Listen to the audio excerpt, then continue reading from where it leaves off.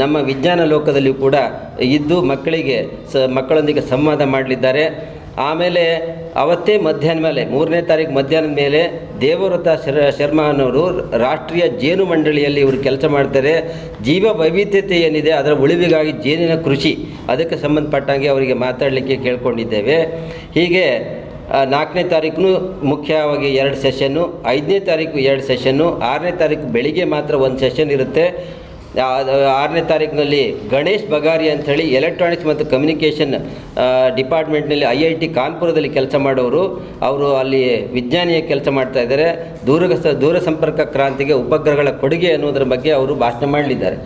ಇದರಲ್ಲಿ ಏನಾಗುತ್ತೆ, ನಾವು ವಿಜ್ಞಾನ ಲೋಕದ ಉದ್ಘಾಟನೆಯನ್ನು 28ನೇ ತಾರೀಕು ಬೆಳಿಗ್ಗೆ ಅಲ್ಲೆಲ್ಲ ಈಗ ಸಾಧಾರಣವಾಗಿ ನಮ್ಮ ಶೋಭಾಯಾತ್ರೆ ಏನು ನಡೆಯುತ್ತೆ, ಇದು ಮುಗಿದ ಮೇಲೆ ಮಕ್ಕಳೆಲ್ಲ ಅಲ್ಲಿ ಬಂದು ಸೇರ್ತಾರೆ. ಮಧ್ಯಾಹ್ನ ಊಟ ಆದ ನಂತರ 3 ಗಂಟೆಗೆ ವಿಜ್ಞಾನ ಲೋಕದ ಉದ್ಘಾಟನಾ ಕಾರ್ಯಕ್ರಮ. ಈ ವಿಜ್ಞಾನ ಲೋಕ